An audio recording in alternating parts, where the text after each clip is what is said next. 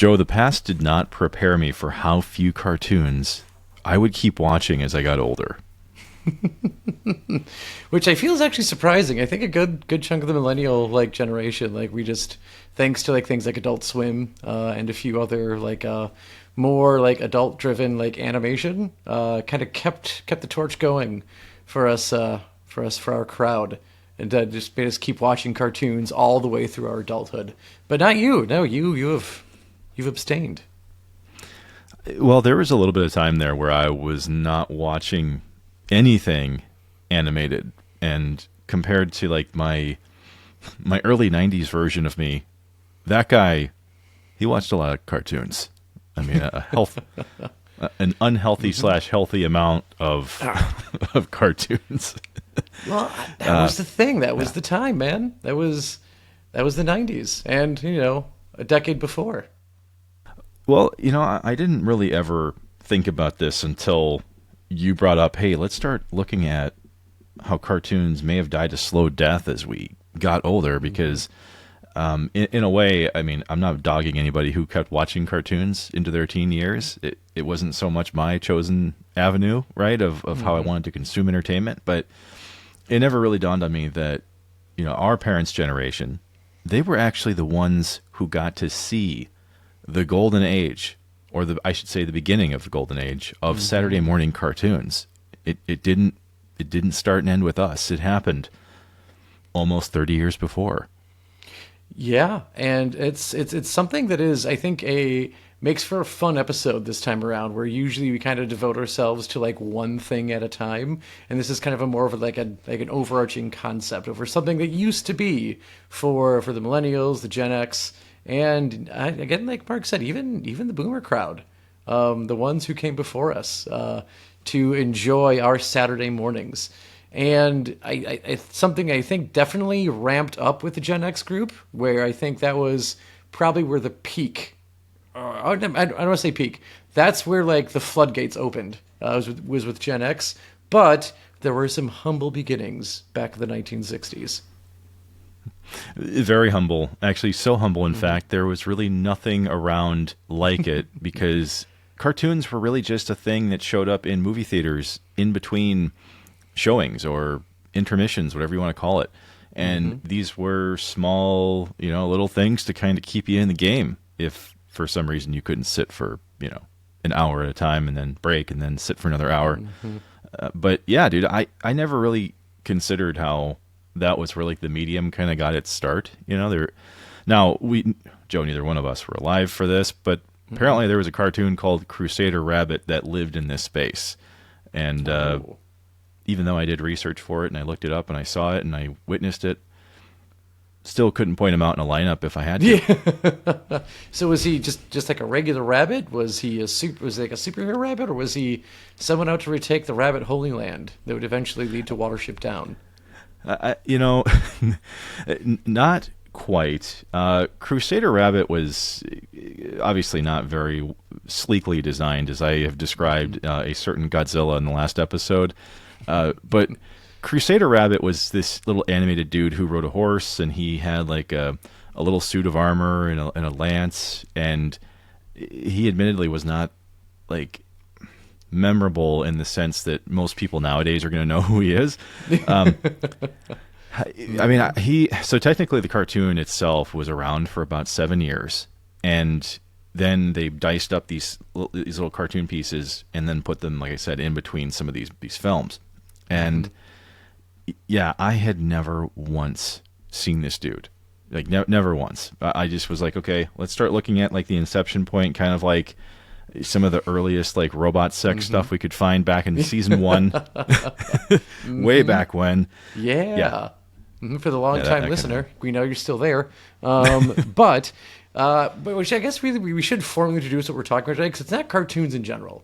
Specifically, we want to do a callback to the time where you would wake up at a good 5:30 in the morning, get your favorite bowl of super sugary-ass cereal ready, get your OJ or your apple juice, your milk, your chocolate milk, whatever you're drinking, and you plop yourself in front of the TV on Saturday morning, and you start your day before anyone else in the house is awake. And you just enjoy that those next like probably 4 hours of just brilliant animation and just kind of like childhood perfection. And it's something that has since died. Saturday morning cartoons are not a thing anymore, in case you have not noticed. For those of you who are, the millennial and Gen X's with kids, cartoons exist anytime you fucking want them because of YouTube and Netflix and other things, so you can just stream what you want when you want it. So the need for the Saturday morning cartoon is gone. But let's figure out the road of how we got to their inevitable demise, which we said was likely due to streaming, and not likely, definitely due to streaming. But there were some other nails before that final one that got the coffin. And let's also, like Mark has indicated, let's go back to the earliest of times with the Crusader Rabbit. And how about we go maybe a little further into some more recognizable characters, specifically a solid duo of a moose and a squirrel. And we're not talking Supernatural, everyone. We're going Rocky and Bullwinkle from 1959. That's the other part of it. Now, when I was a kid, I remember, they would slide in Rocky and Bullwinkle into some of these segments, and I was like, man, that feels old. And I didn't realize just truly how old that was. And But to your point, Joe, this was the era of like sitting in your pajamas for maybe just a little bit too long, like even to the point where you realized, like, I probably soiled myself. It dried. And now I'm still sitting in it, Still watching. And that's how cartoons were consumed. Yeah. And so like Rocky and Bullwinkle may have been like one of the earliest cartoons I actually remember consuming. But what actually was more popular, what helped this whole thing kind of kick off, the Saturday morning cartoon craze, it began on the backs of the Flintstones, because that's the cartoon that actually got like thrown into prime time. This is the one that people were actually like sitting down to check out for some reason. And once again, Joe, different. It's just a different time and place, man. I can't imagine that cartoon, being the one that got people to actually stop what they're doing, plan around this. Like, I'm going to be in front of my TV at this time to watch this dude, drive around his car and yell at his wife. Yeah. maybe that was the goal, though, right? Because you go off of the back of like things like The Honeymooners and I Love Lucy. Yes. And you're taking this same idea of a sitcom, but you're putting it 65 million years ago in something that I don't think would translate well to being live action at the time. Like, I think if you have people like dressed like the Flintstones, trying to go around in their car, and you got some dude in a dinosaur suit doing things, it just doesn't work well. But someone thought, hey, this is a good enough idea that we really think it could work, but it's not going to work with people in it. Let's make it a damn cartoon. And like you said, it put butts in seats, and it got people looking. And hey, it just continued this craze of things that should be familiar to most people from our generation, like Mighty Mouse. Obviously, Scooby-Doo is still in the pop culture sphere these days. The Looney Tunes, however, is one of these other ones that we would have seen growing up that has been both intentionally and low-key racist over time. And it was just, it did that just a little too many times, where people were finally like, we got to pull the classic ones from the air. We can't, like Space Jam, you're fine. But the rest of it, we're going to have to start pulling that.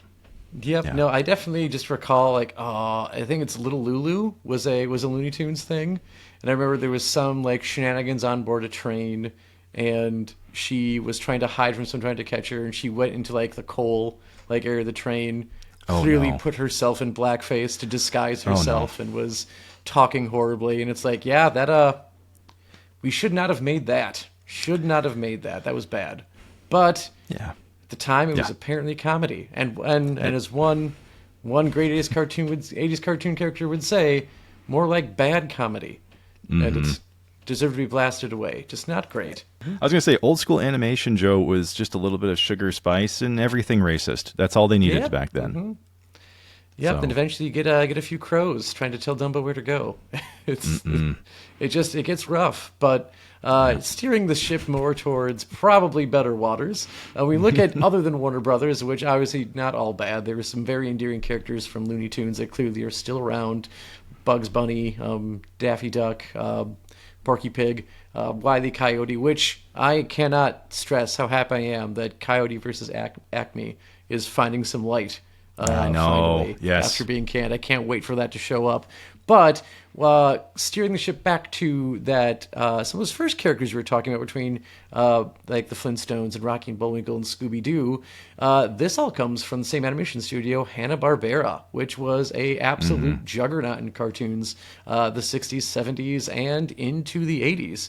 And eventually, we start getting things kind of away from the primetime area, and we start blocking off specific sections like during the weekday to start airing these things. And you get things like the Super Friends with the DC characters, Superman, Wonder Woman, Batman, Robin, Aquaman, riding a seahorse, the Flash solving all the problems by running in circles really fast. You get Space Ghost before he went coast to coast with some of his best villains. Top Cat, the Jetsons, Johnny Quest, some of for us, we would consider them like the classics. Even when we grew up, when we were kids, these were the classics. And some of them would, of course, come back, even through early Toonami days on Cartoon Network. Johnny Quest was playing, and then the New Adventures of Johnny Quest. But yeah, no, I remember checking out and watching old Super Friends stuff on TV when I was a kid, because I think even after the original 70s run, they brought it back in the 80s to try and make it a little less campy.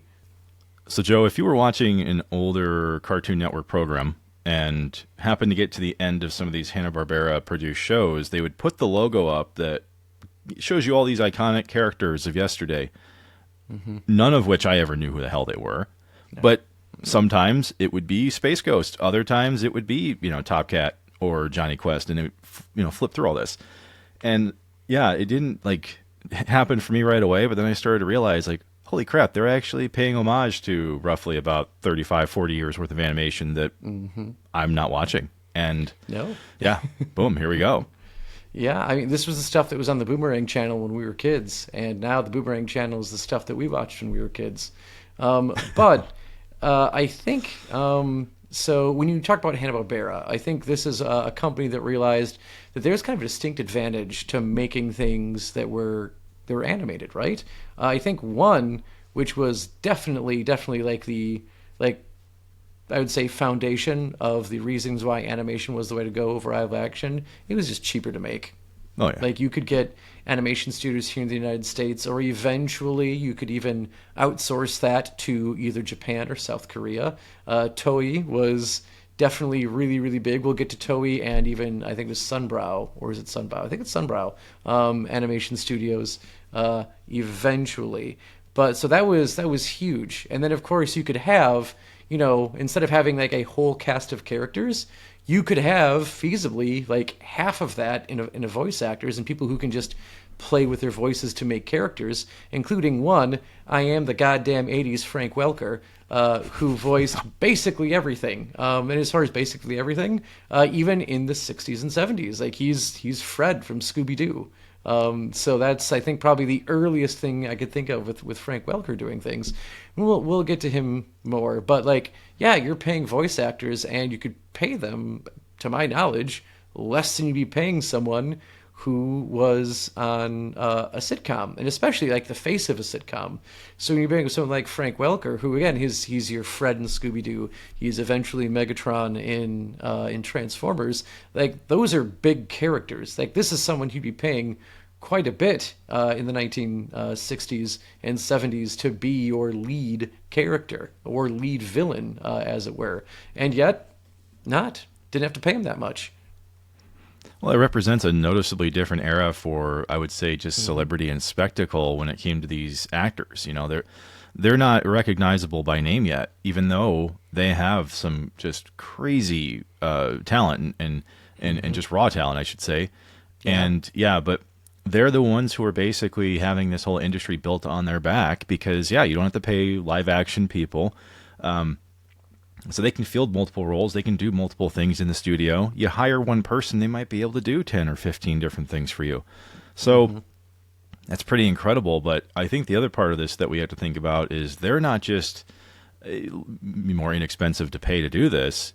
you're also able to start selling these syndication rights for all these cartoons Yes. that begin playing on other things, other platforms, other stations, whatever. And so these corporate, fat cats out there, they're just like going, "Ooh, I can get some money out of this too.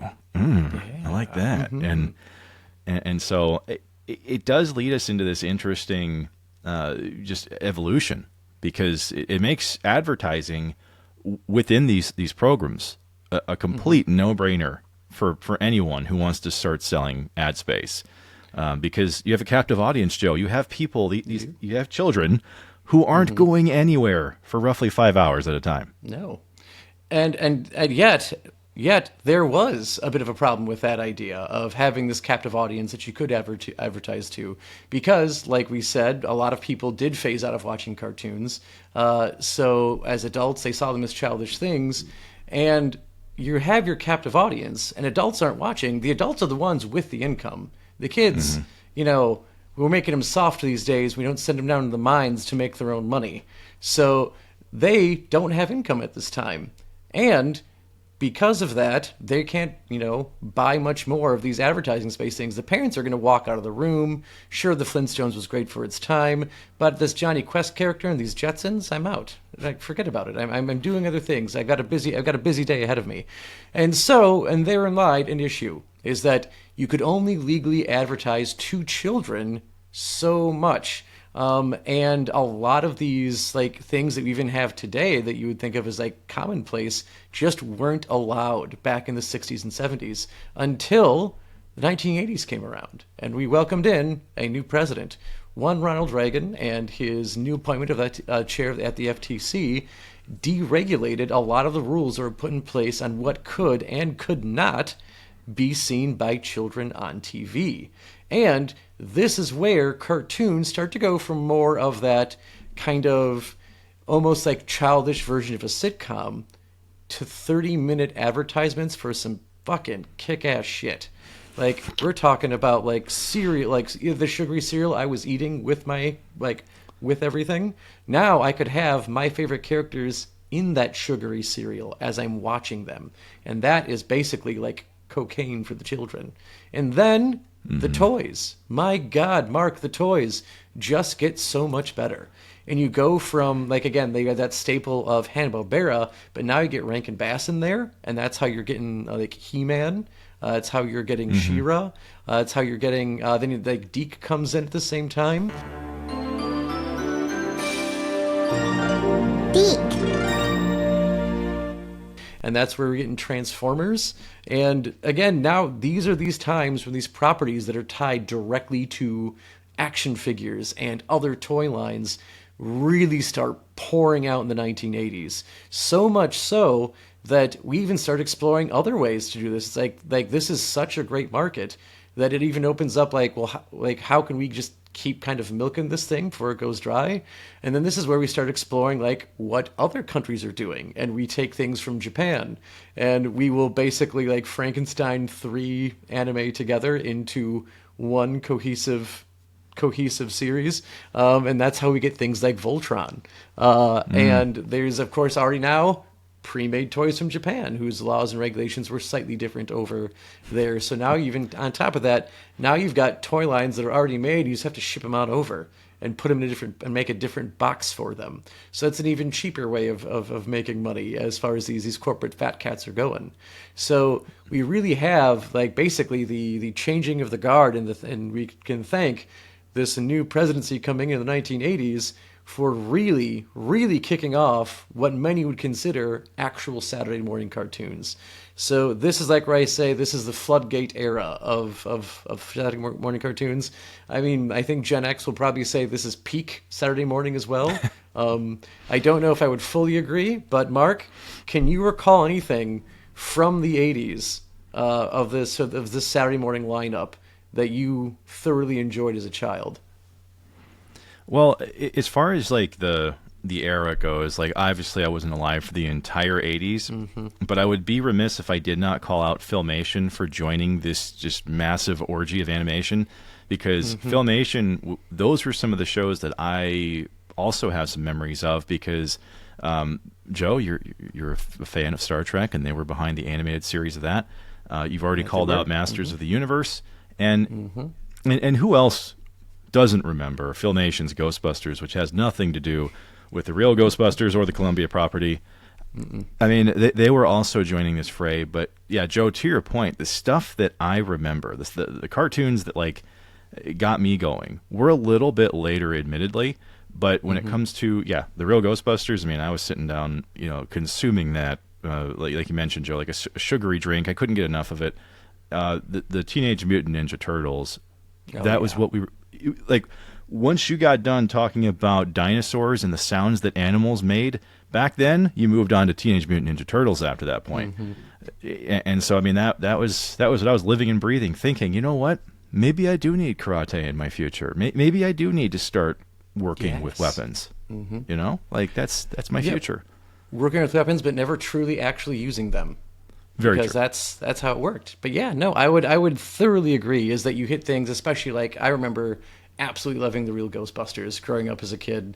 And but of course, like you said, like we come into the tail end of the '80s, so we are that the elder millennials, if you will, in the '86 that '86 like to like mid '80s era. So like yes, I definitely remember watching the real Ghostbusters growing up. Caught like the very end of the Transformers, which I will admit I watched a lot more in syndication on Sunday mornings than I did on Saturday mornings.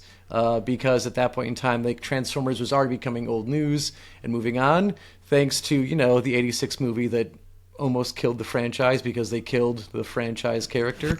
So there was some recovery from that. But yeah, like I definitely remember Saturday mornings waking up and still being able to enjoy the real Ghostbusters as a kid, and watching that Boogeyman episode for the first time and being just terrified and loving it as a child. So and I remember I remember almost a lot more of those early Saturday mornings playing with the toys from like my brother had. So playing with his He-Man, the Masters of the Universe toys. We of course had Transformers growing up, playing with those as well.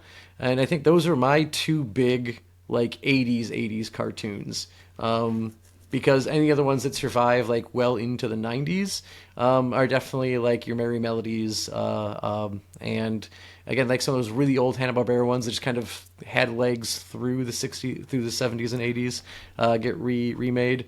But after this floodgate era of the 1980s, we do start to see, or the government starts to see, hey, maybe we should have just opened the door a little bit, not just wide open.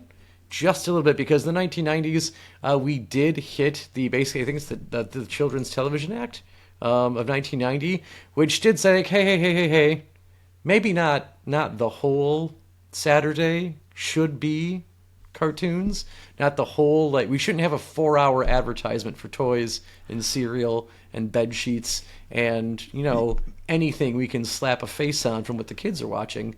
And maybe we should have some educational programming put in there. Maybe we can only run so many actual advertisements for the toys and whatnot during them. Yeah, but here's the picture you have to paint, though. Back in older cartoons compared to the ones that you and I were watching, what the research showed was that children can't tell the difference between a cartoon and the advertisement that it went with. So a lot of times, kids are watching this not realizing, hey, you just watched a commercial. And they're like, hey, once again, orgy of animation. I don't care what I'm rubbing on. I just care that I'm getting it. That's all they cared about back then. Okay.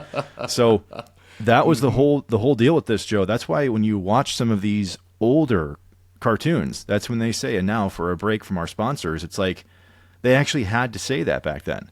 And if they didn't, they would get in trouble. So like that was the whole point, Joe. Like we were basically making kids watch commercials without them knowing the difference. They had no clue. And how could they? Because again, it's like at that point like 24 minutes of just like high-paced action, flashing colors, the things children like dinosaurs, animals, cars, horses, I don't know, everything that was cool back then. And even then, like, I don't know, it's still like kids love these things. They still love the same like central things that they're just fascinated by. And you just see them doing stuff.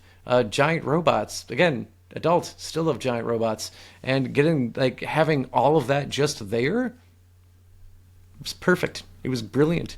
And then you hit the 90s, which I personally think this is the true peak. The 80s was definitely the foundation. I'd like to say, like everything before that, that was just fumes, that was vapors, that was us really, really trickling things. But the 90s is when you get like Teenage Mutant Ninja Turtles coming in. When you have the Mighty Morphin Power Rangers like coming into the 90s, and then while not a cartoon, it was still Saturday morning programming that was incredible.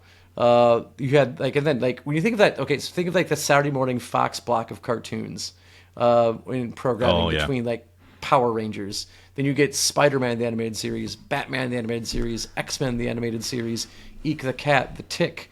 Who were the detective two? Sam, and it was a dog and a rabbit. I'm missing them, and they were Sam and Max. Great. Sam and Max, yeah. They had a stint on Fox in the mornings. Well, Joe, what you're talking about is exactly what I remembered, because this is where some of that regulation creeped in, where they were telling people, like, you can't advertise for the things that you are having people watch. And so that's why these blocks of animation began to adjust a little bit, because, Joe, everybody I knew had the X-Men toys from Toy Biz, Spider-Man. Everybody knew how to get down to KB Toys and start taking advantage of 3 for $10 to get these things, okay? Absolutely. So they just weren't playing, once again, the advertisements for these toys during that show, but the next block would definitely get it. And so, it didn't matter. They were definitely doing things where they would just stutter it a little bit. And to your point, Joe, about ponies and stuff, unicorns do kick ass. I don't care if I didn't buy them. I still would see those commercials and be like, you know what? I can't admit it to my boys, but I love unicorns. You know, yeah, so and not even like the original ones that are actually fucking metal because they were eating people, but even like the awesome ones that fart rainbows. I'm into both of them, both great. But yeah, like, and then you start to get into the 90s and 2000s where we see kind of like these great continuations of what we had growing up as kids. Like, Mark, when did you actually, can you remember like about when you fell off? Like, I'm guessing it was before high school is when you probably nixed the Saturday morning cartoons or cartoon watching in general. I would say that like some of my last memories of animation that I meant to sit down to watch was it was probably late 90s, early 2000s. We're talking like Animaniacs era. This was also like Extreme Ghostbusters era towards the tail end of the 90s. I even remember some of like the Tiny Toon adventures. I used to watch some of that. Even I realized like, hey, you're probably aging out of this. But like Gargoyles was in there. I mean, Joe, there are some pretty iconic cartoons that were still around, but for me, it was like, yeah, you're getting to that point where it's like, you can't really play with toys anymore. And I feel like even I realized advertising to me is a waste of time, you know, because even I'm like going, I'm not spending my allowance money on this stuff anymore. Yeah. It was he's a master of his own financial domain. Joe. Yeah. Well, it seriously was. There was a detachment for me, roughly with that early teen, mentality where it's like, yeah, I'm not consuming this stuff anymore. And so for me, that was like, you find out Christmas isn't real. You find out Santa's not real. And that's kind of how the Saturday morning routine went for me. You know, I mean, when did it happen for you? Yeah, and see, this is the point in the podcast you can realize 50% of us had sex in high school. Because I kept watching cartoons like pretty much all the time. Because I kept watching. Like I loved the Beast Wars era of Transformers in the late 90s. I kept watching after Batman the Animated Series was done. I loved Superman the Animated Series, and eventually you get the New Adventures of Batman and Robin. Then that leads into Batman Beyond, which then eventually you start getting Justice League and Justice League Unlimited, and I kept eating it all up. I absolutely loved it. I can even remember, like, being in college and, like, working at the Kalahari and the Dells waiting tables, and then, like, oddly, I remember, like, they put Justice League on, I'm like, guys, like, I'm not going to get work now, we got to change the channel. I'm gonna sit here and watch this the rest of the night. Got to get out of here. So like I definitely kept watching for forever, and like I still did, because then of course like it gets to the point where you do get Toonami coming in the that kind of like mid to late 90s, and again they're showing some of the classics, but then they're bringing back Sailor Moon, which I watched like the first dub of that in the United States in the 90s when it came out, back when you actually changed the names. You didn't have Usagi, you had Serena as the main character. So I remember watching that as a kid growing up too, and then they'd hook you back up like, oh hey, I remember watching this as a kid, and then they'd bring in other things. You start getting Dragon Ball Z and Gundam Wing after that, and then they'd run the midnight run of Toonami, and it's like, oh yeah, and then we start instead of having like the Gundam characters saying that they're going to destroy people, which always sounded like odd, and now it's like Hiroyui saying, no, I'm going to kill you, and it's like, ooh, the edge. The edginess of the 90s that I've been needing is now on TV. And that led into Adult Swim, which then hooked me with more anime and more adult animation. So I just never stopped enjoying animated stuff and cartoons. I never left it my childhood. But Mark, if you had to pick a favorite from from what you'd consider that golden age of Mark's cartoon consumption, because we'd brought up like stuff from like the 80s that was laying around, like real Ghostbusters, but if you could think of one cartoon from when you were like peak cartoon watching, what was the one that really got the goat? For me, the power of a Saturday morning cartoon falls squarely on the shoulders of Spider-Man the Animated Series, which was usually followed by X-Men the Animated Series. Mm-hmm. I was a Fox boy, through and through. I watched Fox compared to the other major networks, which, to be honest with you, Joe, CBS was already kind of getting out of the game at this point in time. Yep. And ABC, that was roughly about 10 years later when they got out, but they were the one that I didn't usually watch as much of. There was something about ABC that just felt plastic to me. I don't know how to really describe it, but the Fox Saturday morning cartoon lineup, Joe, that was, I'm going to use a phrase that I absolutely despise, which is it was the creme de la creme of the Saturday morning cocaine. So it was the bright colors, as you mentioned. But then there was the guitar riff of the Spider-Man theme, which, Joe, it's like the Power Rangers theme. You just you put those people in the studio and you're like, can you give me a theme song? And they're like, oh, these instruments are going to be on fire by the end of this recording session. All right. No, it's just for kids. So, we know. Yeah, we know. And you're only going to get this take, but yeah, that's what it was for me. Now, now Spider-Man for that reason, why I wanted to call it out was because it was a relatively adult show for kids. There were stakes, granted they definitely knew how to use like music when it was a sad moment. For those of you who watch it, you probably remember it's like, and you're like, oh yeah, this is a sad moment. Okay, I remember now. But at the same time, they did take many plot points out of Spider-Man that were popular in the comics at that time, and some people may not have known about them. And I feel like those ideas are some of the things that powered the next 15 years of Spider-Man media, including the movies. So I can't look back at like Saturday morning animation, not make a beeline right for that one. But yeah, Joe, what about you? What is it for you? Before we get to mine, like I have to say, with both of your picks, with Spider-Man and X-Men, this was one like you almost coming full circle back to the episode, is that those cartoons were so good with their storytelling and even like their more adult like plot points, that these are things that actually broke the Saturday morning and like even like the weekday rerun like wall for animation, and would make themselves with certain storylines back to prime time. Where like this was something where like if it was animation prime time, the only thing that occupied that spot was The Simpsons for so many years, because it was the one thing that could really hold that like again that sitcom mentality but as a cartoon and work. But then you get like the Dark Phoenix saga that they're going to play from the X-Men on a 6 o'clock, like a 5 o'clock or 6:30 slot somewhere around the news. right? Yep. So like they're playing that. I don't think it was Venom, but I think it was a Chameleon episode that Spider-Man got prime time too.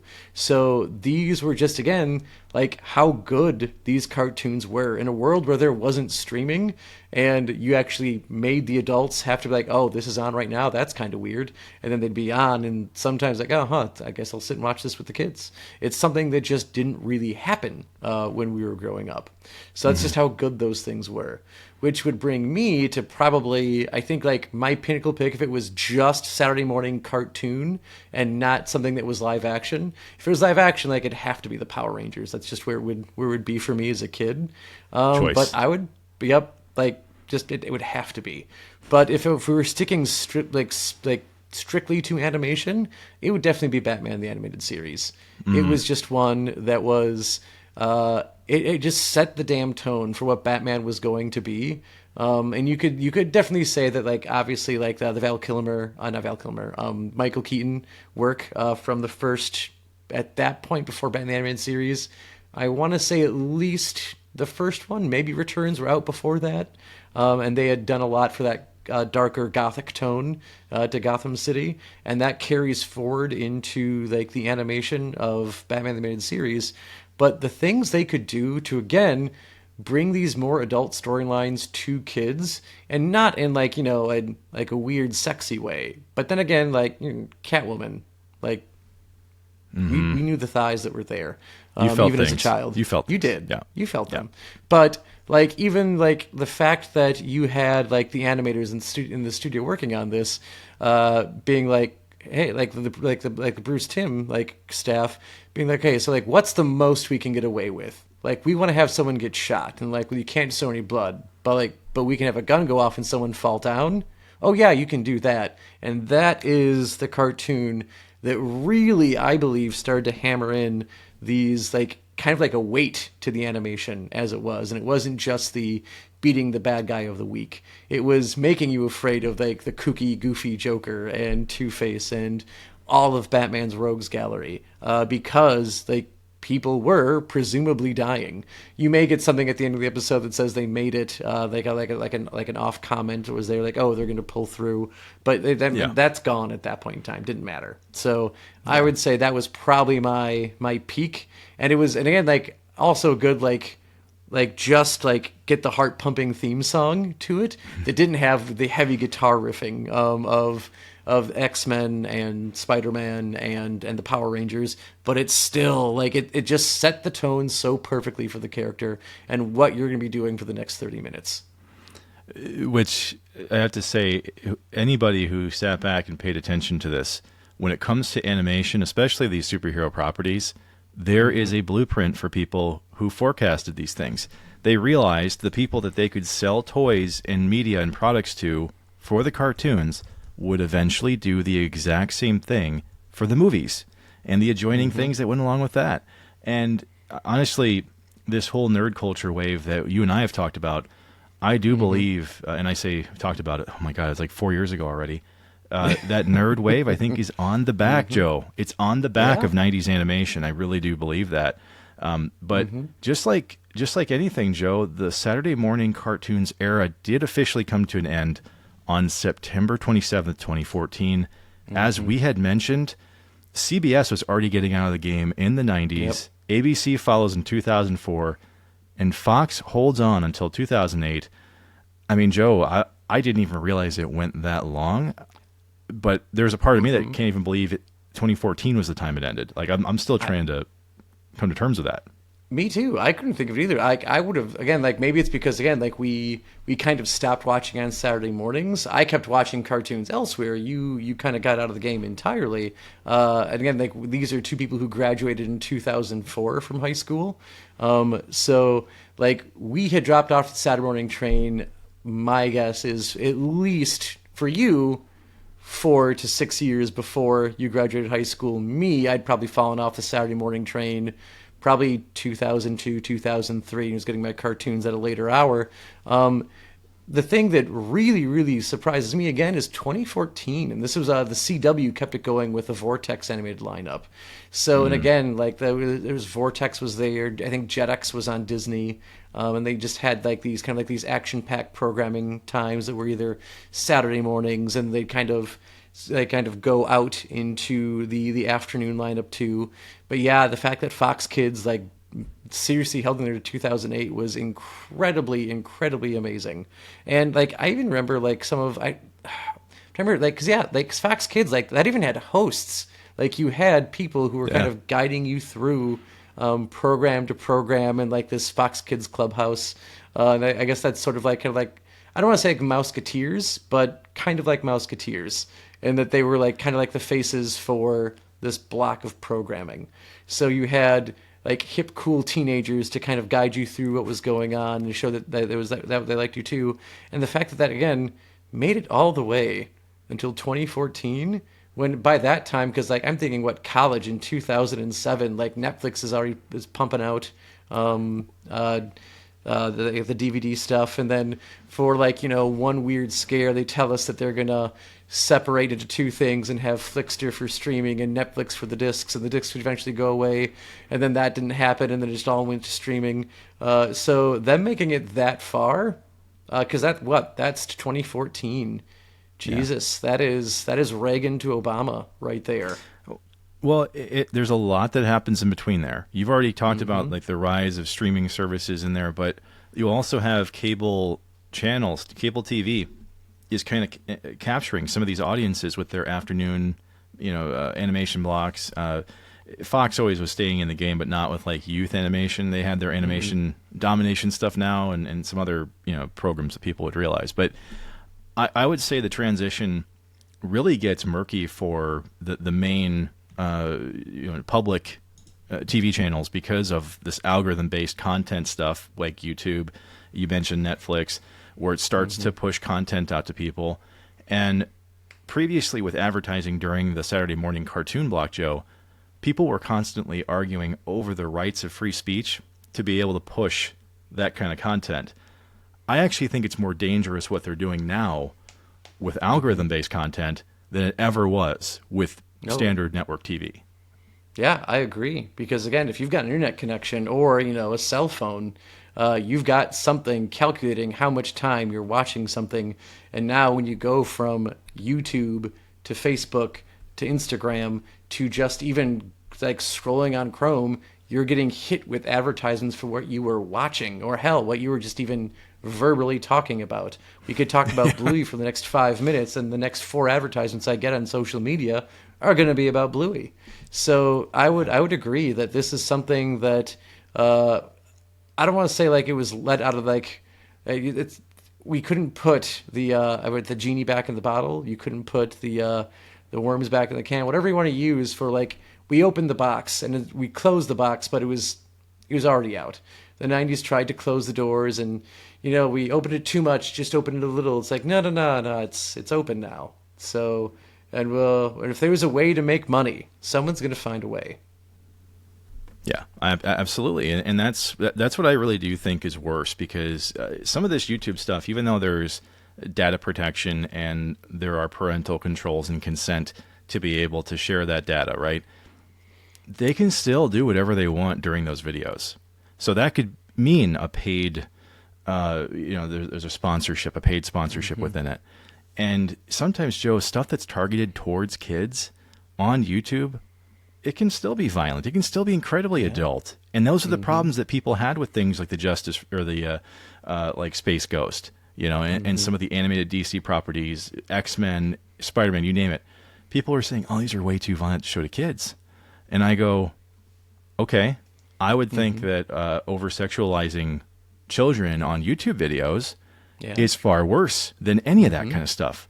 But that's what we're kind of up against. And the only reason why I bring it up, Joe, is because I see my kids watch some of these YouTube youth, TV channels and shows, and I'm just like, I know I watched some pretty bad shit growing up. Once again, Super Mario Super Show, I'm looking at you. But it never got as bad as some of the things I'm seeing them watch, where I have to pull them back and go, Yeah, YouTube is now password protected, kids. You're not watching it right now. So, God, I feel old just saying that. Oh, I know. And what's a gift is that we've kind of hit the end of the episode for those of you who have gone on this long. And while that's not the gift, I can tell you what the gift is actually going to be is that when we're done going through our usual thank yous for listening, which we're going to get to in a second, I can guarantee you, so long as it doesn't get taken down, for the entire last part, instead of having our logo hang out, it will just be the dance to the Super Mario Super Show without the music to see if we can skirt the copyright stuff. And that's why we'd like to thank you for listening to Digital Dissection Podcast. And if you liked this episode about how we're clinging on to our Saturday morning youth, you can find all the seasons of our show on YouTube, as well as audio-only versions on your favorite podcasting services.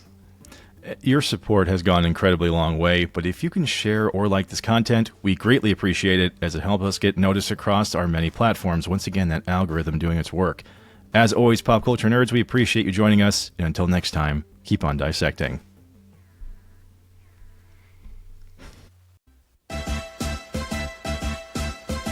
Do the Mario swing your arms from side to side. Come on, it's time to go. Do the Mario. Take one step and then again. Let's do the Mario all together now.